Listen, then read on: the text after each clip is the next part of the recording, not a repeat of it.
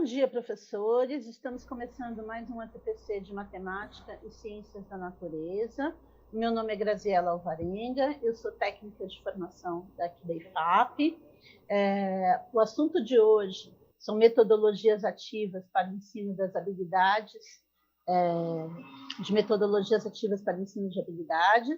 e no ensino médio, em Matemática e Ciências da Natureza. Eu gostaria de apresentar o nosso moderador de hoje, que é o professor Marcelo. Bom dia, Marcelo. Olá, bom dia, Grazi. Bom dia a todos e a todos os professores, né? Como você já conhece de outras transmissões, eu sou Marcelo Navarro, aqui da área de matemática, técnico e formador da IFAP. Bom trabalho a todos nós e boa apresentação, Grazi. Obrigada, Marcelo. Professores, agora eu vou pedir para a produção colocar o slide do diário de bordo e vou dar um minutinho para vocês separarem os seus materiais.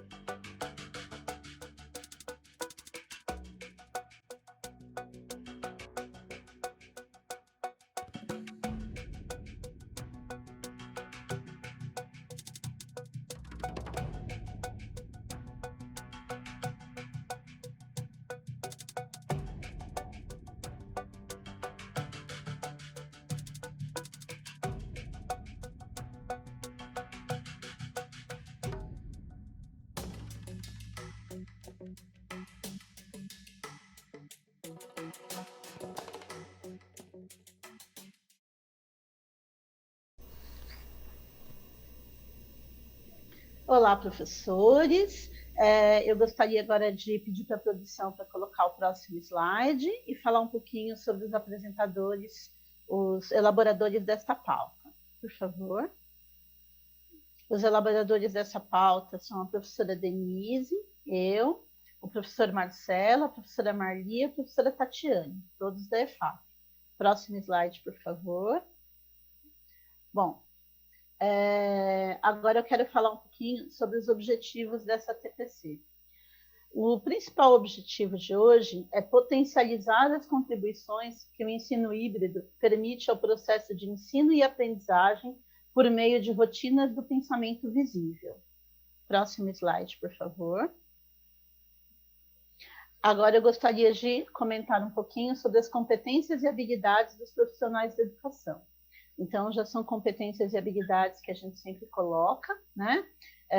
Hoje a gente está pegando aprimorar a capacidade de transformação, iniciativa, criatividade, vontade de aprender e abertura a mudanças, e ter a consciência da necessidade de uma educação de qualidade e das implicações éticas e políticas do seu trabalho. E também compreender que vivemos em uma sociedade heterogênea e plural, onde se deve respeitar e valorizar as diferenças. Além disso, é importante desenvolver processo de ação e investigar que possibilitem o aperfeiçoamento profissional e da prática pedagógica. Próximo slide, por favor. Compreender,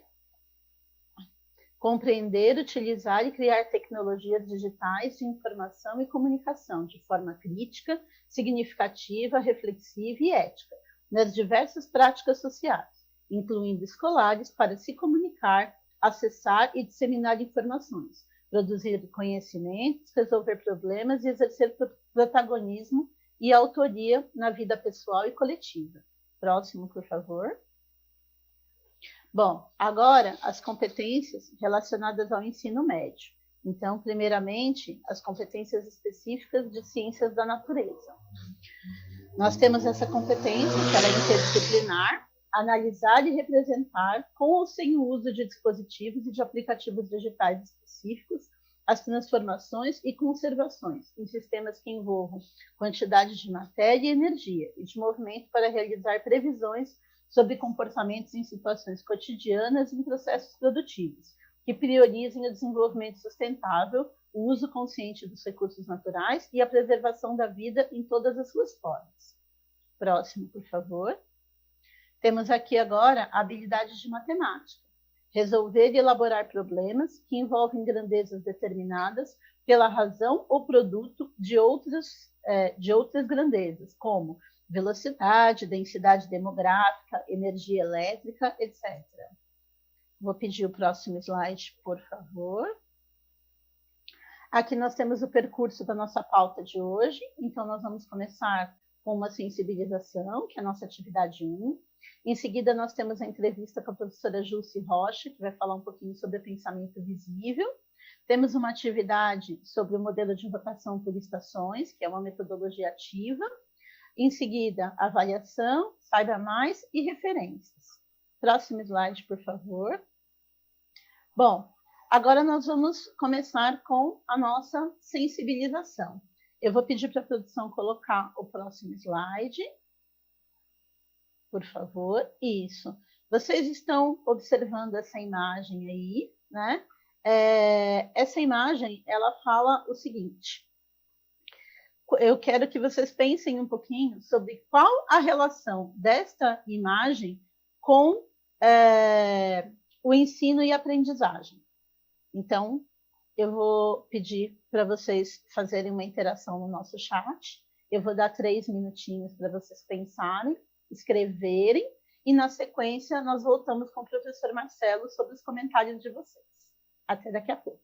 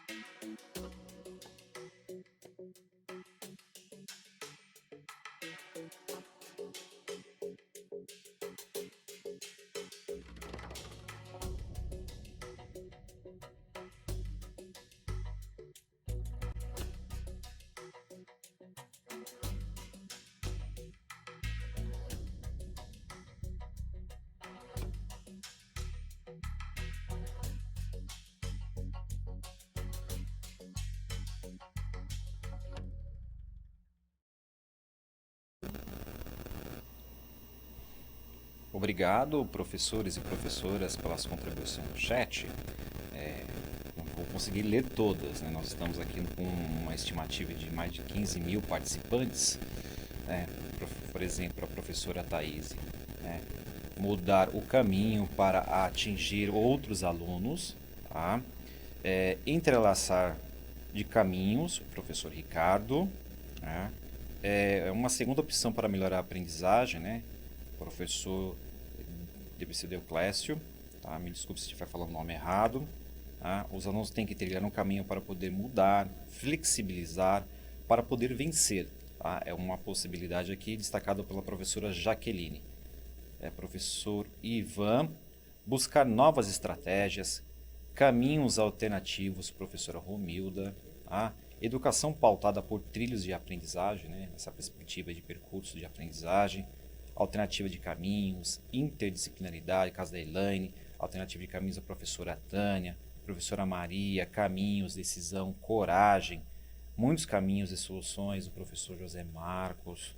Tá? Ensino segue caminhos diferentes, mas chega ao mesmo ponto, a professora Lucinéia, flexibilidade, trajetória, uma infinidade de contribuições, Grazi, dos nossos professores e professoras, mas eu não vou conseguir ler todas essas contribuições, mas elas estão registradas aqui no chat, para isso promover essas reflexões entre nós aqui, como técnicos da IFAP, formadores, assim, nessas contribuições, e também entre os pares, que são vocês que nos ajudam nesta ATPC. Grazi? Tá certo, Marcelo. Eu confesso que enquanto você estava olhando aí o nosso chat e dando uma lida, eu também fiquei dando uma olhada aqui para ver o que os professores respondiam, né? E eu gostaria de fazer comentário de apenas um professor. Claro que eu não dou conta de ler tudo, e eu gostei muito dos comentários que os professores escreveram, que o Marcelo falou. Agradeço a todos pela contribuição, né? Mas eu gostaria de ler uma contribuição do professor Paulo, que fala o seguinte: a imagem nos mostra que nem sempre devemos seguir o mesmo percurso. Em algumas situações, vamos nos desviar do projeto que traçamos para poder alcançar nosso objetivo. Devemos fazer alguns desvios para alcançar nosso objetivo.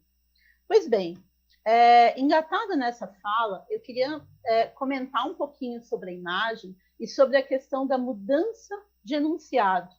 A mudança de um enunciado em uma atividade, ela pode gerar dificuldades e fazer surgir alguns apontamentos por parte dos estudantes, né? Quando você coloca uma imagem, coloca uma situação para um estudante, ele olha e ele vê que aquilo está de maneira diferente, está posto de maneira diferente, qual é a primeira reação dele? Professora, você não ensinou isso. Eu não lembro disso, você nunca passou isso que está na prova. E agora, como é que eu vou fazer que eu nunca vi isso? Bom, na verdade, muitas vezes nós professores sabemos que nós passamos aquilo, só que provavelmente, ou talvez, né, nós tínhamos passado de uma maneira diferente. E aquele estudante está dando uma leitura diferente. Como que a gente vai fazer ele enxergar que aquilo tem a ver com o que ele está estudando? Como que ele vai enxergar isso? A gente precisa criar esse hábito nos nossos estudantes. A rotina de pensamento visível, ela possibilita aos estudantes uma maior compreensão sobre o tema abordado, uma vez que essa estratégia contribui para a formação do indivíduo mais atento e observador na organização de ideias, na reflexão de como as ideias fazem sentido para eles e torna mais complexo o visível e o acessível.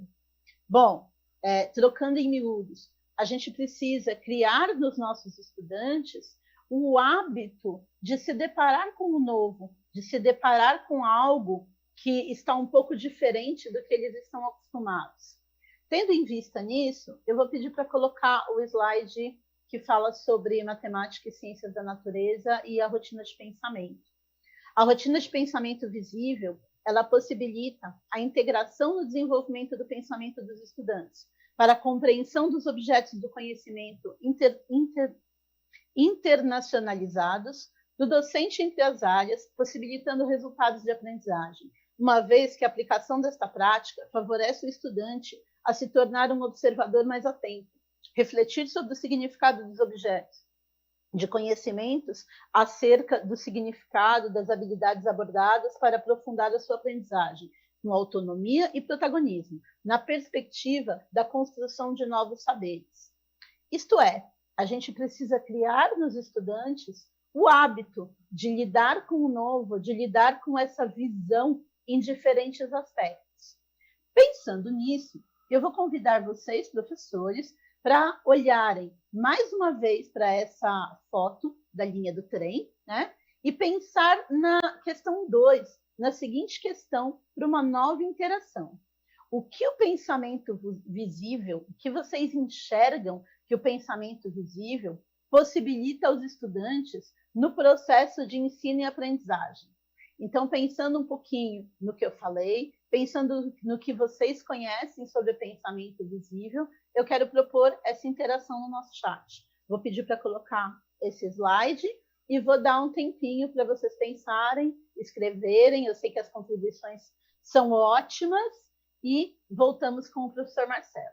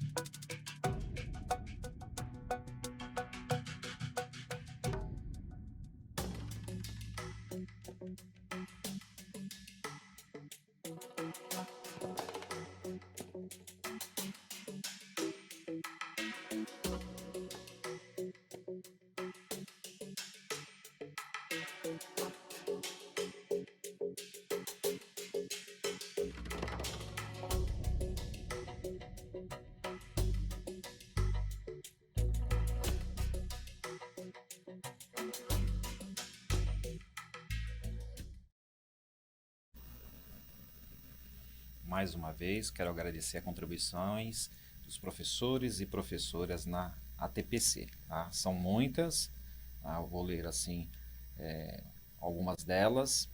Muitos estão falando a questão de alternativas de caminhos para o processo de ensino e aprendizagem.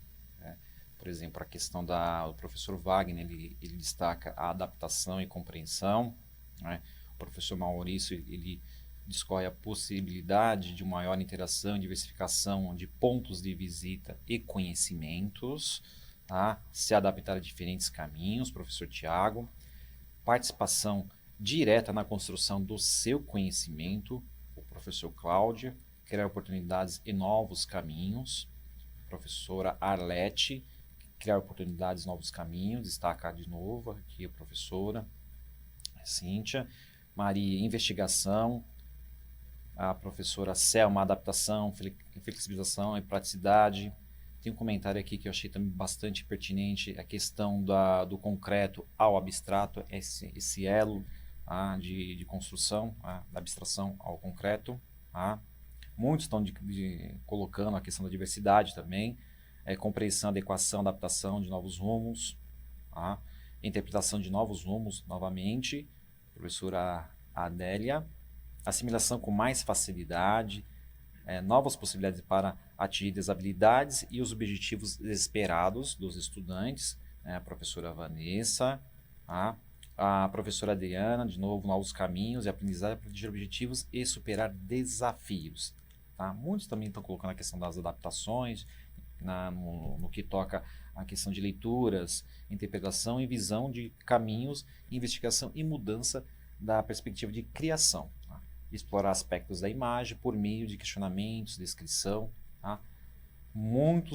São muitas as contribuições dos professores e professoras. Grazi, passo a palavra. Sim, Marcelo, eu estou aqui ouvindo os seus comentários, não podia deixar de dar uma olhadinha de leve no chat, né? Eu vi que os professores fizeram muitas contribuições, eu agradeço, foram excelentes, né? E tendo em vista dessas contribuições e do entendimento de vocês, eu gostaria agora de passar um trecho de um vídeo de uma entrevista que eu fiz com a professora Julce Rocha. A professora Julce Rocha, ela é mestre em educação, especializada em currículo pela PUC. Ela é pós-graduada em gestão educacional e design educacional e educação inovadora, e ela tem uma especialização na Universidade de Harvard, relacionada a rotinas de pensamento e ao trabalhar o pensamento visível com os estudantes. Então, eu gostaria agora que vocês assistissem o primeiro trecho do vídeo com a professora Julce, que ela gentilmente cedeu essa entrevista para a gente. Olá, professores, meu nome é Graziela Alvarenga, eu sou formadora da EFAP e eu quero falar um pouquinho com vocês sobre rotinas de pensamento. Hoje eu estou aqui com a professora e mestre Julce Rocha e ela vai responder algumas perguntas que estão relacionadas com a nossa pauta do dia de hoje. Tudo bem, professora Julce? Oi, Grazi, tudo bem? Muito obrigada pelo convite. Estou muito feliz de estar aqui mais uma vez conversando com vocês sobre temas relevantes para os professores. Julce, você poderia falar um pouquinho para a gente sobre esse modelo de ensino híbrido de rotação por estações? Claro, podemos conversar sim. Bom, os modelos de ensino híbrido, acho que vale retomar um pouquinho o conceito de ensino híbrido para a gente entrar nos modelos e como eles conseguem ajudar a gente a chegar nas premissas do ensino híbrido, né? Então, dentro do conceito de ensino híbrido, que hoje a gente utiliza no Brasil, baseado em pesquisas internacionais da Clayton Christensen Institute, que depois foram aqui apropriadas pelos professores brasileiros, ressignificadas no contexto brasileiro, o que significa ensino híbrido? Significa que as modalidades ao longo do caminho de aprendizagem de cada aluno, ou seja, tudo aquilo que acontece no processo de aprendizagem dele, dentro de um curso ou de um componente curricular, elas estão interligadas. Então, o que acontece no online, no presencial, estão interligados de forma a proporcionar uma experiência de aprendizagem conectada, né? Mas para quê que a gente quer isso, né? Para que a gente integra a tecnologia nesse contexto das aulas presenciais, né? De forma que o aluno possa controlar ritmo, que ele possa controlar o seu percurso, que ele possa ter mais controle sobre o espaço, sobre o tempo, ou seja, que ele esteja no centro do processo de aprendizagem, né? Então, nessas pesquisas que foram sistematizadas pela Clayton Christensen, né? O que eles fizeram? Eles foram olhar como os professores estavam usando tecnologia, que boas práticas a gente tinha de professores utilizando tecnologia, e a partir daí eles sistematizaram isso em alguns modelos. Os modelos servem para ajudar os professores a colocarem em prática boas estratégias de uso de tecnologia. Bom, fiz essa retomada, né, para a gente entender de onde vêm os modelos, porque na verdade os modelos são possibilidades de uso de tecnologia conectadas com esse conceito, né? Aluno no centro, experiências de aprendizagem diversas, ou seja, que o aluno possa aprender com diferentes maneiras, com diferentes suportes, e assim ele possa compreender melhor o seu ato de aprender, a forma que ele aprende melhor, né? O professor ter evidências de aprendizagem, então, a perspectiva da personalização do ensino é o professor ter sempre indícios de aprendizagem, evidências de aprendizagem que ele vai coletando e conhecendo mais os estudantes. Porque a partir dessa informação ele também começa a pensar em percursos mais específicos para os estudantes. E os estudantes também entender o quanto eles estão aprendendo. O desenvolvimento de competências é algo fundamental dentro da proposta de ensino híbrido, ela está voltada para o desenvolvimento de competências. Colocar o aluno no centro, de alguma maneira, é colocar os alunos para desenvolverem competências, né? E essa ideia de aprende-se em qualquer lugar. Eu acho que o momento que a gente está vivendo hoje, de educação remota, dentro de um contexto de uma pandemia, mostra que a gente pode aprender em qualquer lugar. Então, o ensino híbrido já estava provocando a gente a pensar na expansão de tempos e espaços de aprendizagem por meio da tecnologia, né? Bom, e aí você me pergunta sobre um modelo de rotação, os modelos de rotação, né? Um dos modelos de rotação é a rotação por estações, né? Como é que ele funciona? A ideia, dentro da perspectiva de que o aluno tem que ter diferentes estratégias, né, para aprender, ele tem que estar disponível diferentes maneiras para que ele possa aprender.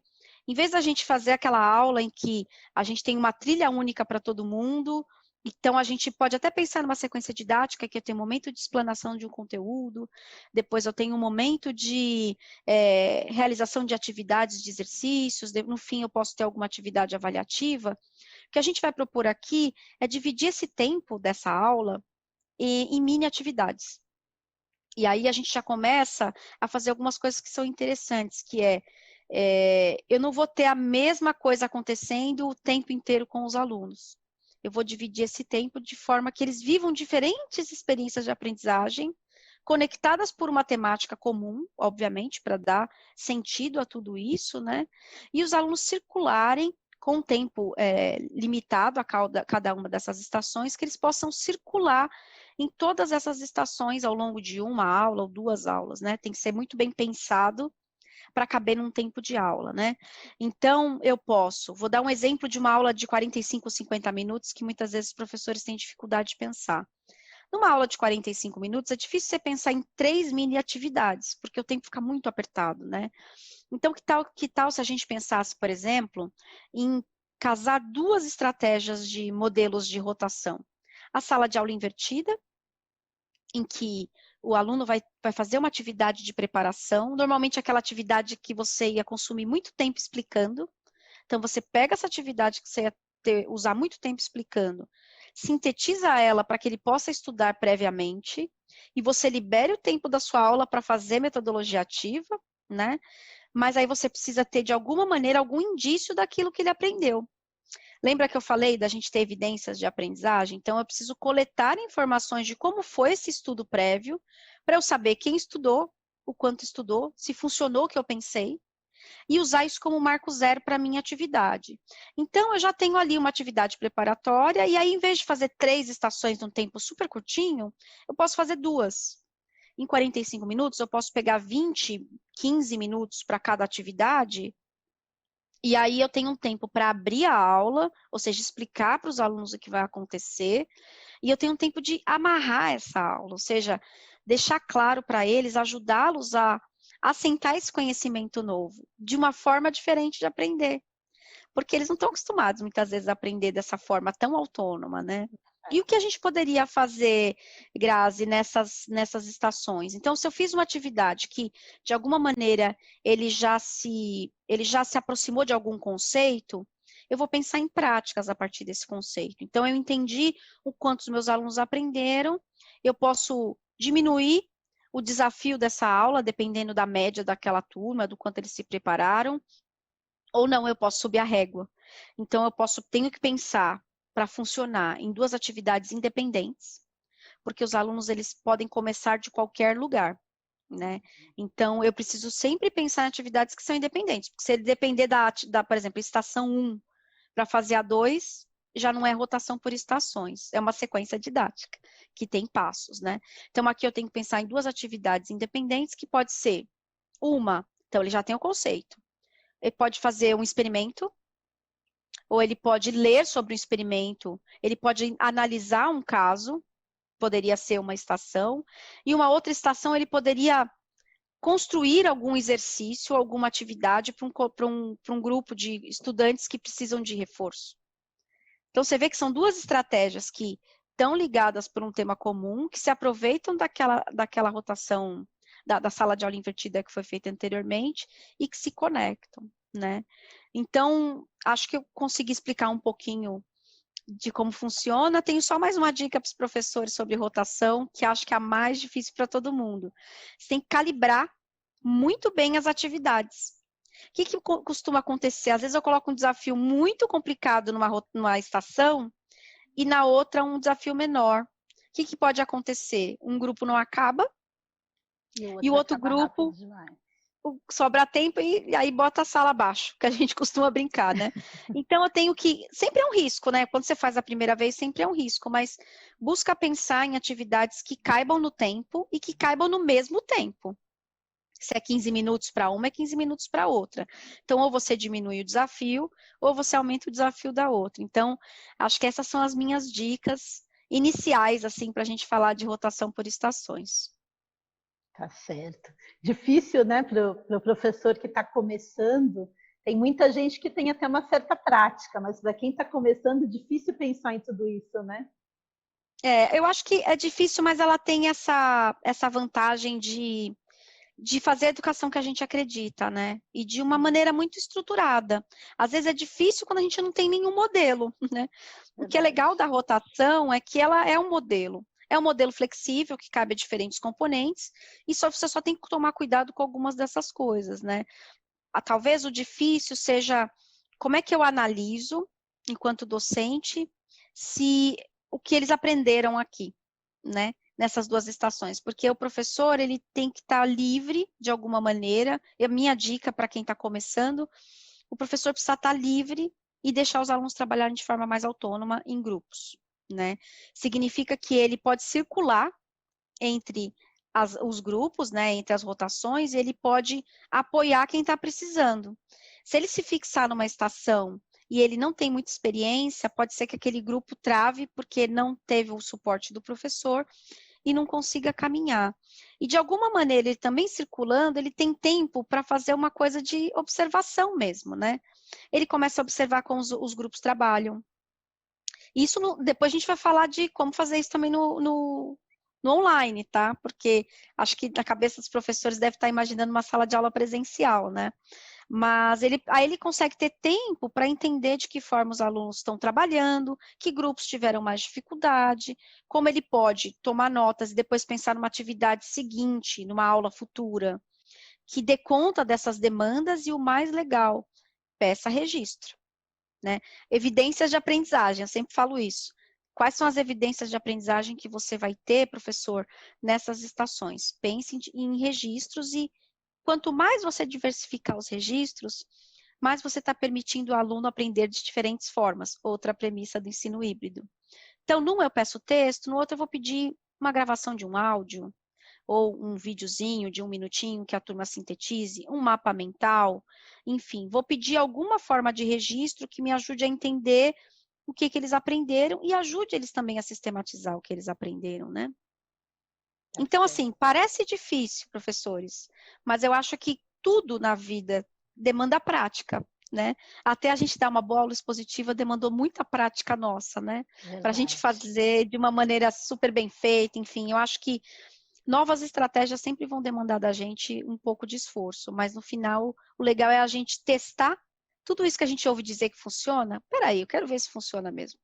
Então eu vou lá testar, vou colocar em prática e aí eu vou ter a minha visão como professor pesquisador, reflexivo, se aquilo de fato apoia ou não apoia o aprendizado dos estudantes.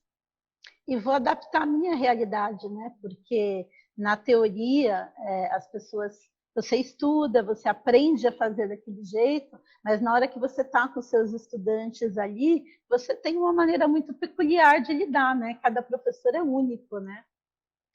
Isso, sempre existe a possibilidade de você adequar, né?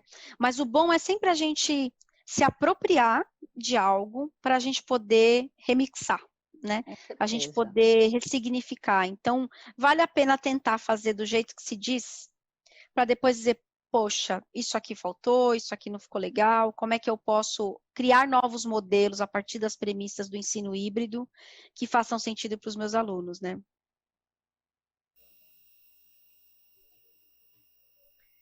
Então, professores, espero que vocês tenham gostado do vídeo da professora Jússi, né? Eu creio que trouxe bastante contribuições neste aspecto, e eu gostaria de propor para vocês mais uma interação no nosso chat. Vou pedir para colocar o slide da questão 3, de interação no chat, e pensando no nosso vídeo, pensando nos seus conhecimentos, eu gostaria que vocês, professores, escrevessem para a gente no chat. De que maneira a personalização do ensino torna visível evidências de aprendizagem? Eu vou dar 3 minutinhos para vocês escreverem e nós voltamos com o professor Marcelo.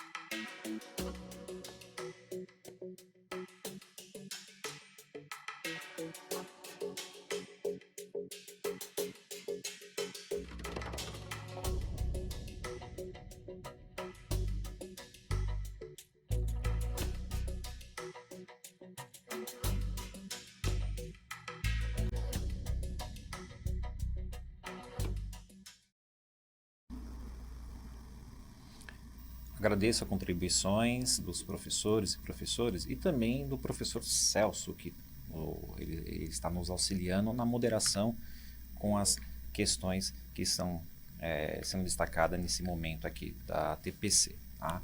Vamos lá, algumas considerações. Ultrapassamos mais de 17 mil participantes. O professor Milton, ele destaca o feedback dos alunos. O professor Wilson, mapa mental. O professor Stani, com os registros de atividades. Por meio de registro de evidências da aprendizagem, professor Luiz. Por meio de registro também, professor Elilton, registro do percurso, professora Edna. O professor Eduardo, ele discorre e mostra a diversidade de habilidades e competência dos estudantes. O professor Haroldo interagindo com os alunos sobre determinados temas do aprendizado. Mapeamento junto com evidências e registro e as evoluções, o professor Bruno. O Wellington também destaca por meio dos registros e sondagens, acompanhamento das práticas educativas. A professora Marília, com sistematização, por exemplo, usará a gamificação como registro também, com os registros e comparação dos resultados, professor Geni, professor Geni. Muitos estão colocando aqui, Grazi, a questão dos registros, a construção do percurso formativo. Autonomia, interação, professora Liliane destaca. Questionamentos, né? Quando fazemos questionamentos, a professora Fátima. Feedback dos estudantes por meio de avaliações diagnósticas, o professor Carlos. Participação do aluno, a professora Josiane.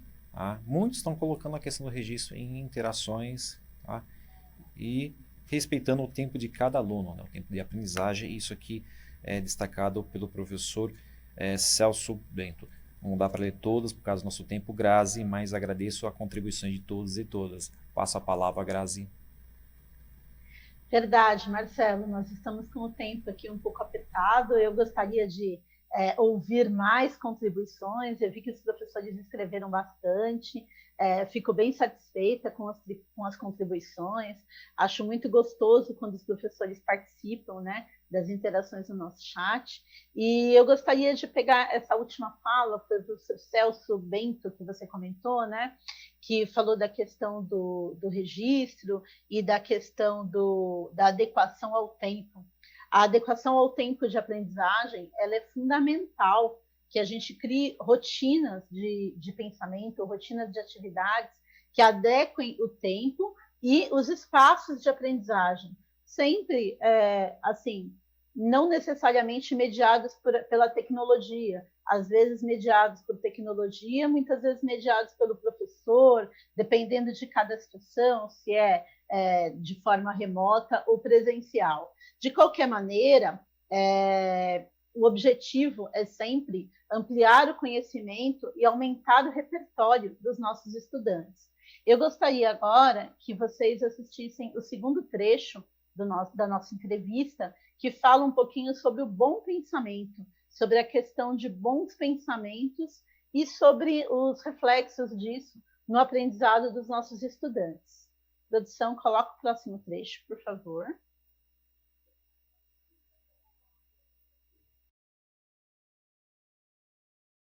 Uma coisa, pensando ainda nessa metodologia, de que maneira o pensamento visível auxilia na consolidação do desenvolvimento desse modelo de ensino híbrido com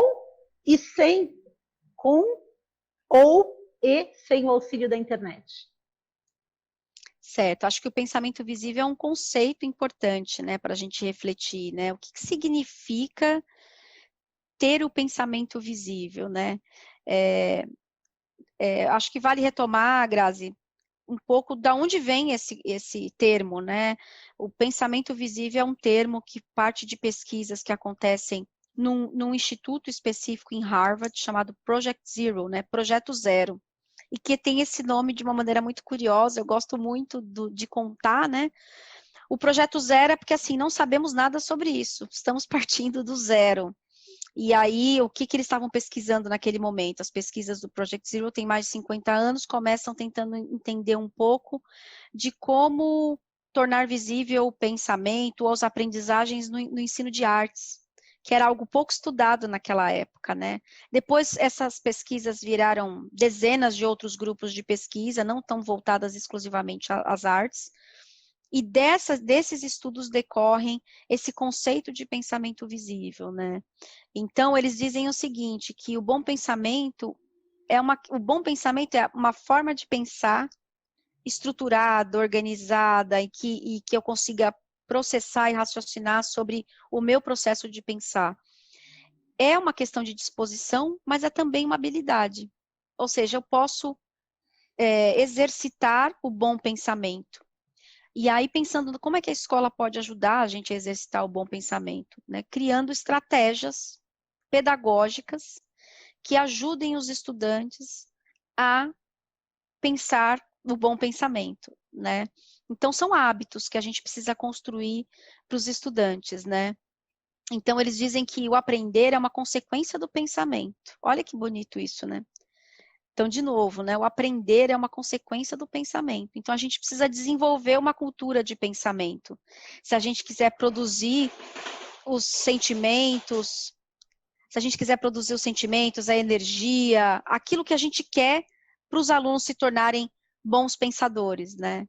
Então, elas nos levam a refletir sobre os processos que ocorrem na nossa mente para construir e relacionar conceitos e ideias. Então, de novo, ajudam a gente a refletir sobre os processos que ocorrem na nossa mente, da forma como a gente pensa, para poder construir e relacionar conceitos e ideias, né? Então, a gente precisa tornar consciente esses processos enquanto a aprendizagem acontece. O que esses pesquisadores fizeram? Foram se debruçar em estratégias para ajudar nisso. Parece uma coisa difícil, né? Uma coisa não muito palpável para a gente, né? E justamente por isso eles foram, tá bom, então como é que a gente faz isso? E eles criaram, então, aquilo que a gente chama de rotinas de pensamento. Que são o quê? São ferramentas para o professor usar continuamente em sala de aula. Então, isso é uma coisa muito bacana. Eles dizem, você não vai desenvolver a cultura do pensamento fazendo esporadicamente. Isso tem que ser uma rotina. Por isso que chama de rotina de pensamento, para você usar continuamente em sala de aula, para apoiar esses movimentos de pensamento, né? Ao mesmo tempo, são estruturas por meio das quais os estudantes, tanto individualmente quanto coletivamente, exploram, discutem, gerenciam o seu pensamento. Então, são ferramentas e são estruturas. E são padrões de comportamento, porque, no final das contas, é isso que a gente vai tornar. Nessa recorrência, a gente vai criando padrões de comportamento para os estudantes, para eles refletirem e tornarem esse hábito de pensar, raciocinar e refletir mais frequentes, né? Então, como é que as rotinas de pensamento, voltando na sua pergunta, né? De que maneira o pensamento visível auxilia na consolidação do desenvolvimento do ensino híbrido? Eu gosto de dizer que as metodologias ativas são ótimas, colocam os estudantes no centro, os professores como mediadores. Quanto mais a gente faz, mais a gente vai se vendo mudando de papel, mais os estudantes vão se vendo mudando de papel. Mas uma das coisas que a gente ouve muitos estudantes dizerem é que eles sentem que eles não aprenderam, ou que tem alguma coisa que ficou solta, eles têm dificuldade de sistematizar o que eles aprenderam, né? Então, eu acho que as rotinas de pensamento aqui, que são estratégias para tornar o pensamento visível, apoiam tanto os estudantes quanto os professores a entender aquilo que foi aprendido, né? E de que forma foi aprendido, né? Porque ele vai ajudar a organizar esse pensamento e tornar visível para o professor e estudante como o processo de aprendizagem aconteceu. Entendi. Você acredita que desenvolver habilidades acerca de experimentos baseados em situações do cotidiano dos estudantes é uma forma de tornar o pensamento visível? Nossa, acho que é uma pergunta bem importante, né? Assim, essa que você traz, porque uma das premissas das metodologias ativas é a gente partir da realidade, né?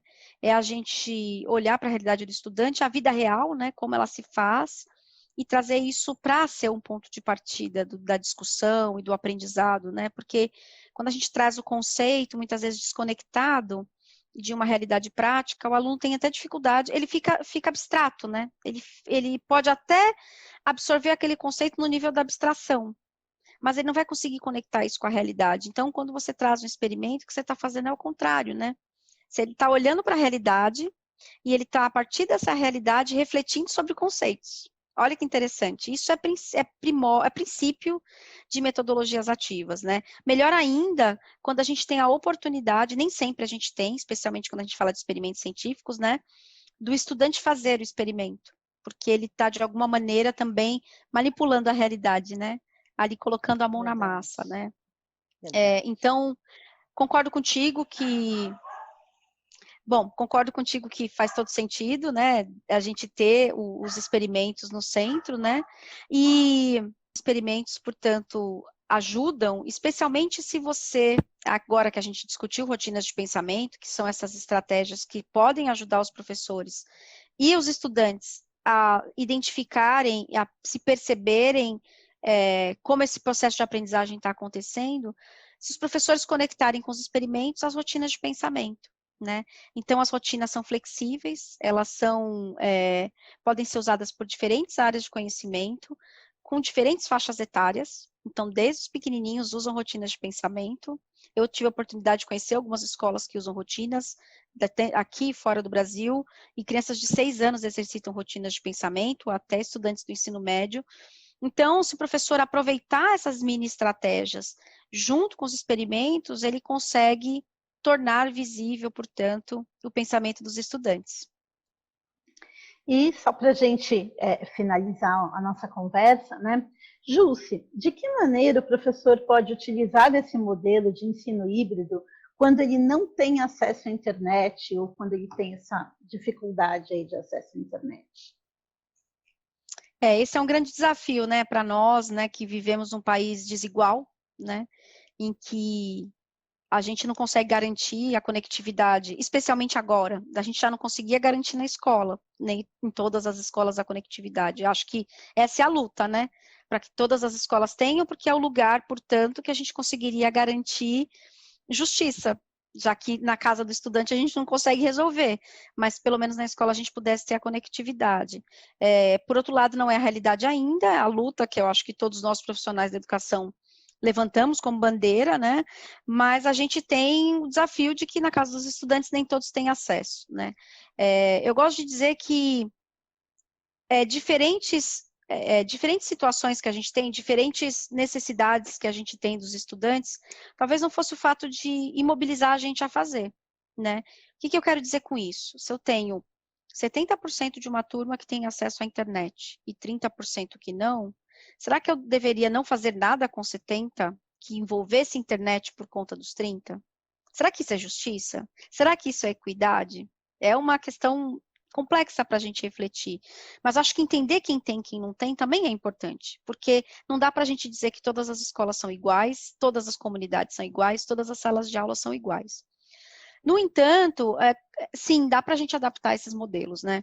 Então, recentemente, convido os professores a conhecerem, saiu um estudo na semana passada, né, agora no começo de fevereiro, sobre ensino híbrido, em que o CIEB, o Centro de Inovação para a Educação Brasileira, junto com pesquisadores que estão envolvidos nessa discussão, fizeram uma análise sobre como adaptar modelos de ensino híbrido quando não se tem internet. Né? Então, está ali, de alguma maneira, uma documentação que pode ajudar a gente a ser um ponto de partida. Né? E uma das coisas que se traz lá é que a gente pode adaptar, por exemplo, a sala de aula invertida. Sala de aula invertida, para ser ensino híbrido dentro da proposta que a gente tem, documentada da Clayton Christensen Institute e reproduzida aqui no Brasil, né, ressignificada, eu diria, existe a coleta de dados, né, que são as evidências de aprendizagem, ou seja, o que aconteceu enquanto o estudante estava sozinho, estudando de forma mais autônoma, o quanto ele se desenvolveu para que isso seja um ponto de partida para mim. Ora, se eu não tenho internet, eu não consigo levantar esses dados previamente. Mas quando ele estiver na escola, vamos pensar agora no modelo de rodízio dos estudantes. Quando ele voltar para a escola, estiver na escola, eu tenho a possibilidade de pegar as anotações dele, pegar a atividade que eu propus e ali corrigir, e ali, de alguma maneira, entender o que cada um aprendeu, fazer um jogo. Eu gosto muito de, nesse momento, usar uma estratégia chamada peer instruction. É um nome estranho, né? Mas é instrução por pares, que é você criar alguma estratégia de jogo em que os alunos individualmente respondam uma atividade para você a respeito daquele conceito que você quis preparar os estudantes, todo mundo lá na aula já, né? Os 30%, 25%, que seja. Depois disso, você pode pedir, você coleta esses dados, pode ser levantar plaquinha, pode ser, enfim, você pode usar alguma estratégia que você veja o que eles aprenderam, né, o que eles responderam, e depois você peça para eles conversarem com um colega do lado, né, com distanciamento, mas que ele possa trocar ideia com outro colega e argumentar. Se ele respondeu A e o outro respondeu B, que eles se argumentem e que eles tentem chegar num denominador comum. É A ou é B? Depois você pergunta de novo para a turma. E aí vê se eles estão... Muito provavelmente a tendência é subir a porcentagem de acerto. E tem professores que fazem isso até chegar aos 100%. Então, assim, ainda não chegou em 80%. Então, conversem aí, tem mais gente aí que ainda não foi convencida, então vamos conversar de novo. E aí vai até chegar aos 100%. Você vê que é uma estratégia interessante, porque ela vai engajando ali, né? E o foco é 100% da turma, né? Não é uma coisa individual, não é uma competição individual, é uma corrida coletiva, né? Tem outros professores que usam uma régua de 70%. Chegou em 70% de acerto, aí eu vou explicar para toda a turma, né, para que os outros 30 que tiveram dificuldades consigam compreender o resultado. Então, você pode fazer alguma estratégia que te permita partir do estudo prévio. O que a gente não pode? A gente tem que fomentar que esse estudo prévio aconteça. Primeiro, porque a gente vai ter que dar conta de um currículo, e se a gente não usar o tempo do aluno em casa, esse currículo não vai andar. Então, ele tem que começar a compreender que esse tempo que ele está em casa, estudando, enquanto os colegas estão na escola, é aula, é tempo de aprendizagem. Então, aquilo que ele fizer previamente será considerado no momento em que ele estiver em aula. Então, essa é uma forma de adaptar a sala de aula invertida, em que eu não tenho como coletar dados previamente, né? Outra forma de você adaptar o ensino híbrido quando você não tem internet, no caso da rotação por estações, é você criar uma estação que seja em casa. Então, você tem 2 estações que acontecem no ambiente da escola e uma terceira estação que acontece em casa, né? Então, essa também é uma possibilidade. Mas eu acho que a sala de aula invertida é a que fica mais visível, que você mantém as premissas e que você faz uma adequação, que também é metodologia ativa, esse jogo, esse momento que os alunos estão interagindo, refletindo sobre o seu pensamento. Você pode fazer uma rotina de pensamento quando o aluno está presencialmente. Então, essas são formas, então, da gente conseguir adequar e utilizar o ensino híbrido em contextos quando não há internet. Tá certo, professora, muito obrigada pela sua participação, pelas suas contribuições no nosso ATPC, e esperamos tê-la mais outras vezes aqui para passar um pouquinho de conhecimento, para trazer novas contribuições para a gente. Tá certo? Mais uma vez eu agradeço muito o convite da Secretaria de Educação, né, da EFAP, e estou totalmente à disposição de vocês para aprofundar o debate. Um abraço. Um abraço. Bom, professores, eu gostaria de agradecer aí mais uma vez a professora Jusce por ter cedido uma entrevista para a gente. Eu espero que vocês tenham aproveitado. Ela comentou muitas coisas relacionadas a metodologias ativas, relacionadas à rotina de pensamento, né? E a professora Jusce enfatizou mais de uma vez que aprender é uma consequência do bom pensamento. Então, agora, na nossa próxima interação no nosso chat, eu gostaria que vocês pensassem nisso, sobre a consequência do bom pensamento no aprendizado, e respondessem a seguinte questão. Eu vou pedir para a produção colocar: como promover o bom pensamento dentro da realidade do seu componente curricular? E eu vou dar 3 minutinhos para vocês pensarem, escreverem no nosso chat, e aí nós voltamos com o Marcelo.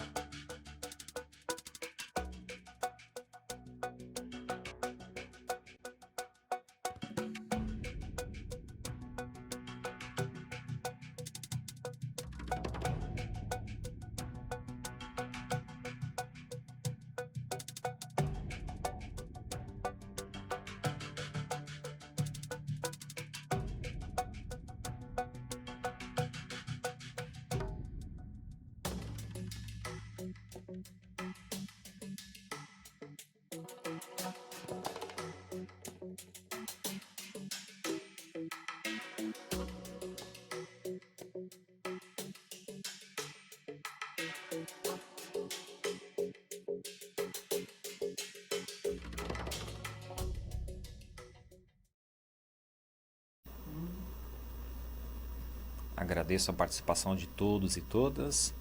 A professora Kelly, ela discorre a participação e interação dos estudantes. O professor Daniel, diálogo, incentivo do dialogando. O professor Rafael, incentivando a interação entre os estudantes. O professor Rafael de novo. Fernanda, debates, reflexões, socializações, o diálogo. Professora Rita, a proposição de soluções ou formas de investigação de soluções. Inovando sempre o processo de ensino-aprendizagem, professor Alexandre, professor Herbert, através do conhecimento, pensamento científico, repertório cultural, argumentação e autogestão. Tá? São várias contribuições de professores. Passo a palavra a Grazi. Muito obrigada, Marcelo. Muito obrigada, professores, pelas contribuições.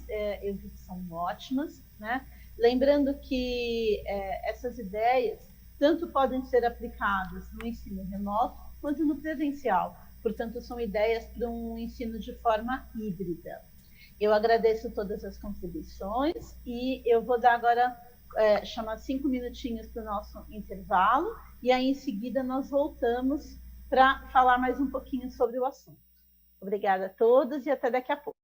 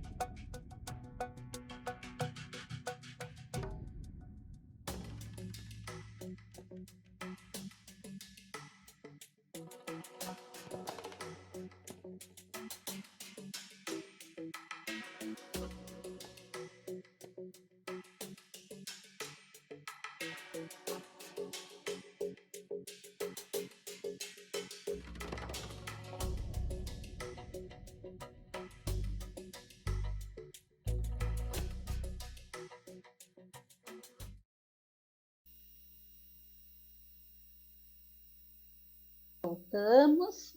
Bom, agora eu gostaria de conversar com vocês um pouquinho a respeito das nossas atividades. Vamos colocar um pouquinho a mão na massa.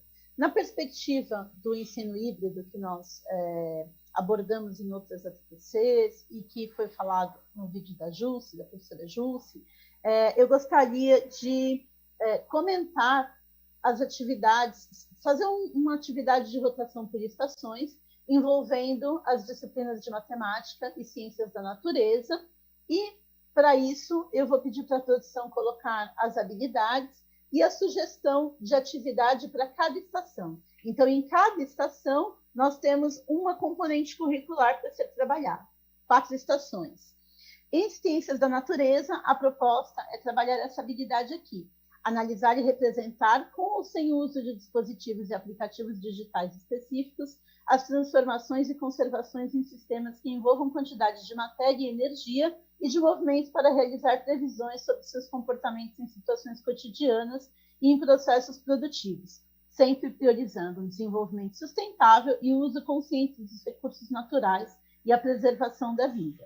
No próximo slide, nós temos aqui o momento 3 da situação de aprendizagem 4, né? Aqui está prospectado de forma pequena, mas é a atividade em busca do equilíbrio. Vocês têm essa atividade no caderno do estudante.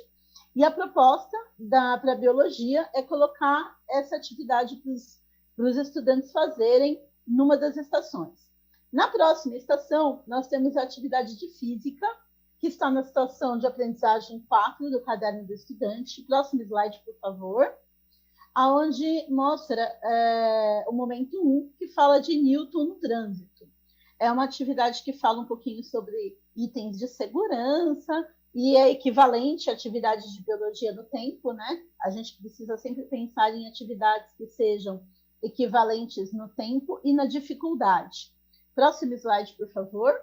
Aqui tem mais, nesse slide, nós temos aqui a proposta da atividade, dos itens de segurança relacionados à primeira lei de Newton, toda aquela questão de movimentação, de se tende a ficar parado, dele ficar parado, ou se ele tende a ficar em movimento, e tudo isso que acarreta no trânsito, né?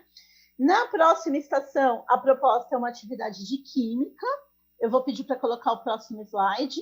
A situação de aprendizagem 4, momento 2, da extração ao consumo. Então, ela fala um pouquinho da investigação de onde vêm os produtos, do descarte desses produtos. Essa atividade também está toda descrita no caderno do estudante, no caderno do aluno, no caderno do professor, para vocês verem. Então, é a proposta para a terceira atividade na rotação. Destacamos que algumas atividades do currículo em ação, onde observamos a conexão e a flexibilização entre os componentes da área, elas desenvolvem um conjunto de competências e habilidades, e o objetivo é propiciar o protagonismo e a autonomia dos estudantes, tendo em vista que a gente consegue desenvolver esse protagonismo e essa autonomia quando a gente faz essa sala de aula invertida, essa rotação por estações. Mantendo todos os requisitos que a professora Jusce comentou no vídeo, do equilíbrio entre o tempo e das dificuldades, eu gostaria de mostrar para vocês a habilidade de matemática que nós estamos propondo. Na habilidade de matemática, essa aqui, resolver e elaborar problemas que envolvem grandezas determinadas pela razão ou pelo produto de outros, isto é, velocidade, densidade, energia. A atividade de matemática, próximo slide, por favor, ela está proposta na situação de aprendizagem 2, que fala na relação entre as grandezas para a produção de informações relevantes a serem utilizadas na resolução e elaboração de problemas do cotidiano. O momento 2, ele fala da densidade demográfica. No próximo slide, tem uma exploração das informações que são fornecidas e que está descrito no caderno do aluno também, que vocês, professores, poderão olhar com mais calma aí. E a proposta é fazer a rotação por estações com essas 4 atividades, cada atividade referente a um componente curricular. Eu vou pedir para colocar o próximo slide, que mostra a continuação da atividade de matemática, que é a atividade 2, tem muitas pessoas ou poucas pessoalmente neste lugar, depende, tudo é relativo, é uma comparação entre as grandezas.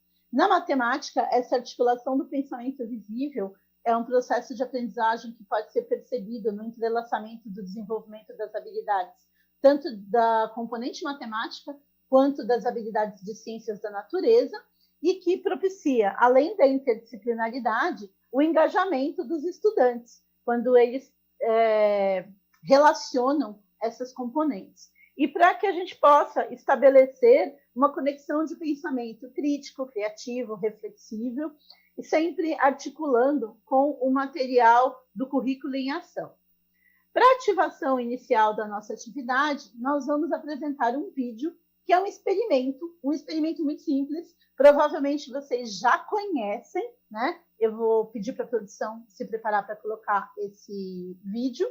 É um experimento conhecido pelos professores da área de ciências da natureza, mas que a ideia é dar uma abordagem interdisciplinar para ele, pensar um pouquinho nas rotinas de pensamento e em como tornar visível esse pensamento relacionado à atividade prática. Então, eu vou pedir, esse vídeo foi feito juntamente com a professora Marli, que também é técnica aqui da EFAP, e eu vou pedir para a produção colocar o vídeo agora.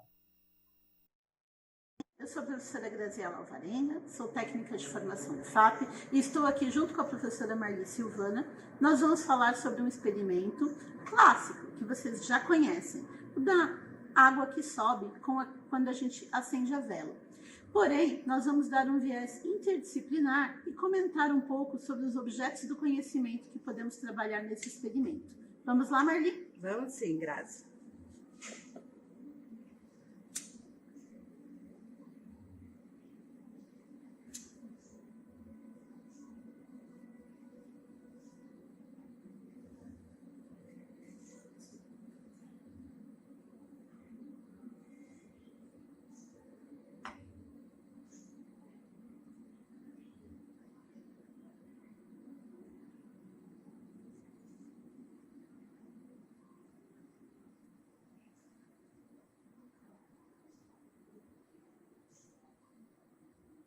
Bem, a habilidade que é proposta para fazer a conexão dos componentes curriculares da área de ciências da natureza é a 101 do Currículo Paulista para Ensino Médio, que trata-se de analisar e representar as transformações envolvidas em um sistema e identificar a quantidade de matéria, de energia e de movimento para realizar previsões sobre o comportamento dos materiais envolvidos na reação. Pois bem, em química, né, esse experimento, ele nos possibilita a visualização da ocorrência da combustão, como vocês puderam observar, né, que foi prospectada pela chama da vela. Sabemos que para que haja fogo é necessário uma reação de combustão envolvendo o oxigênio. E reagir com oxigênio, professores, certamente é um fenômeno químico, não é mesmo, Grazi?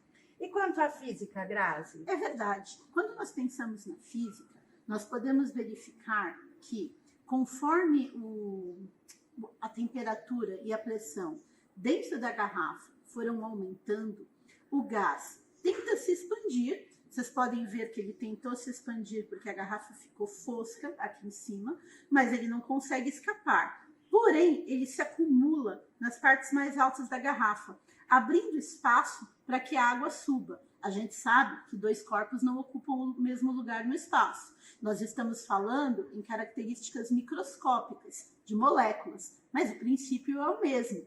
O que acontece? A energia cinética das moléculas aumenta e, com o aumento da pressão e da temperatura, sobra espaço para que a água suba. Isso é pura física, não é mesmo, Marli? É isso mesmo. E em relação à biologia, né? Como a gente consegue prospectar a presença da biologia nesse experimento? Então, nós pensamos no objeto de conhecimento da biologia, que vai tratar de fluxo de energia e do metabolismo energético dos seres vivos.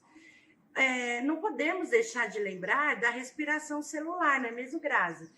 Afinal, esse experimento, vamos lembrar que ele é um experimento de ativação, é uma atividade de ativação e permite-nos iniciar com os nossos estudantes vários tópicos. Dentro da biologia, podemos pensar em respiração celular, em fotossíntese, em metabolismo, ou mesmo nas reações químicas que ocorrem dentro do nosso organismo. Assim como em química, pensamos nas transformações químicas, na combustão e na física, não podemos deixar de falar de energia, lembrando que existem vários outros tipos de energia que podem ser abordados, mas nós começamos a ativação a partir da energia cinética das moléculas. É isso mesmo. Lembrando que é apenas uma sugestão, não é, professores? E que vocês têm a autonomia de escolher experimentos de ativação para iniciar essa atividade. O fato de fazermos essa conexão com os objetos de conhecimento dos componentes da área de ciências da natureza é muito importante e é requerido pelo novo currículo paulista para ensino médio. E outra coisa, Grazi, né? Nós não precisamos exatamente da combustão, né? da vela acesa, para conseguirmos fazer essa questão da pressão e da temperatura variar. Nós podemos utilizar uma água quente, por exemplo. Opa, cuidado. Onde nós vamos aquecer o recipiente por alguns minutinhos. E com o recipiente aquecido,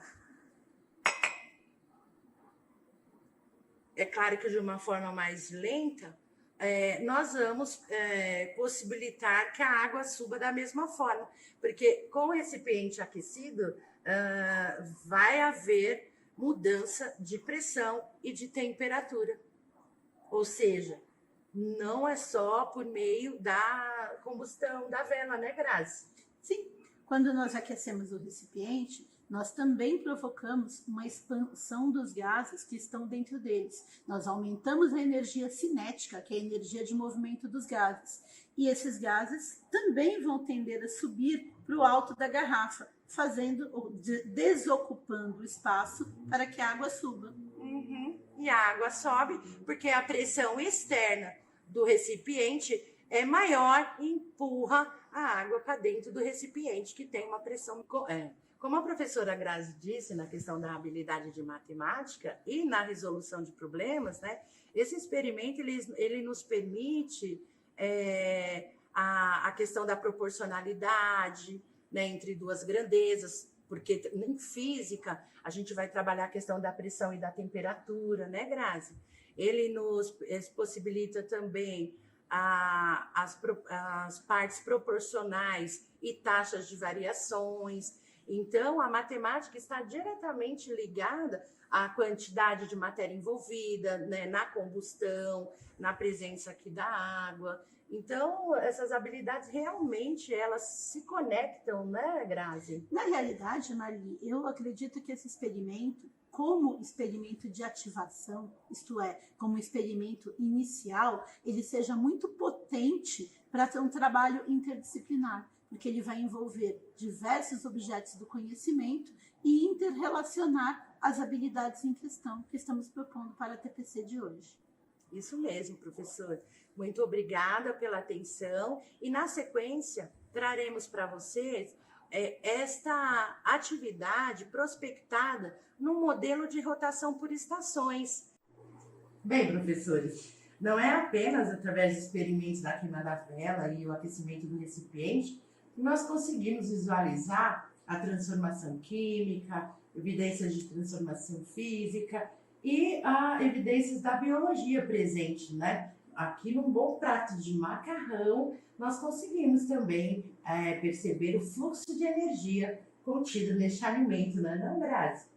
Verdade. Quando nós nos alimentamos, nós estamos colocando material calórico, energético, para dentro do nosso organismo. E essa energia que vem de fora, que vem de uma fonte energética que é a alimentação, é transformada em energia química e nos dá energia para as nossas funções metabólicas. Isso aí.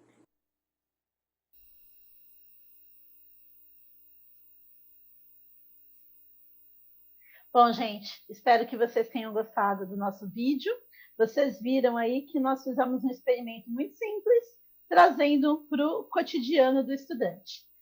Pensando nisso, eu gostaria que vocês respondessem a nossa próxima interação. Vou pedir para a produção colocar o próximo slide, que fala o seguinte: quais as atividades propostas mais adequam a rotina de pensamento visível? 3 minutinhos para a nossa interação e já voltamos com o Marcelo.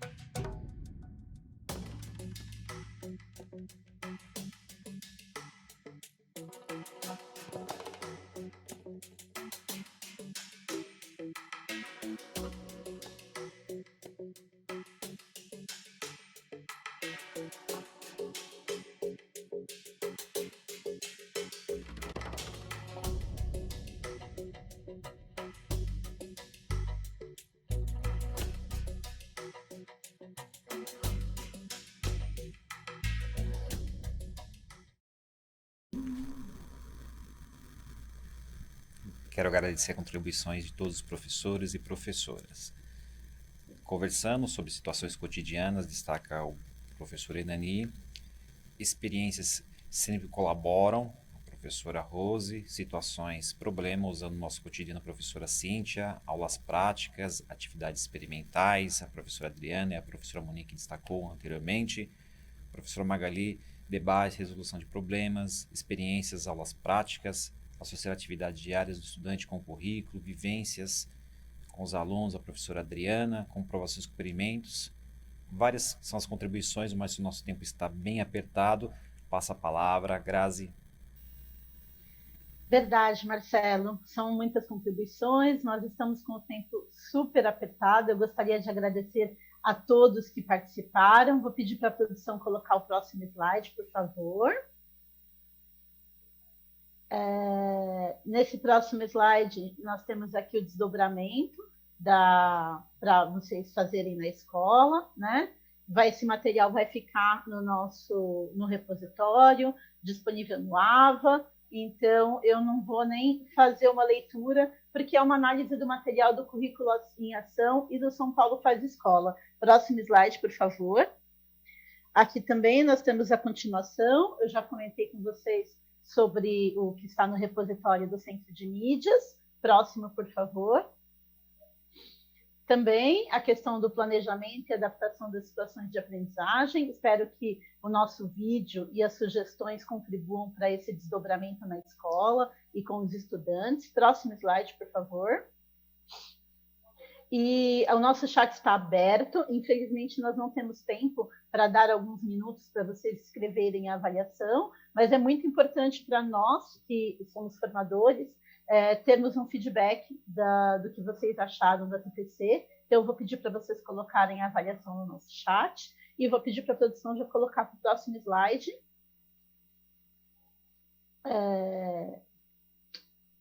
Onde vocês têm a oportunidade de dar um print na tela, que nós temos aqui o Saiba Mais, o site Desafios da Educação, o Caderno do Aluno, um artigo que nós selecionamos para vocês da nova escola.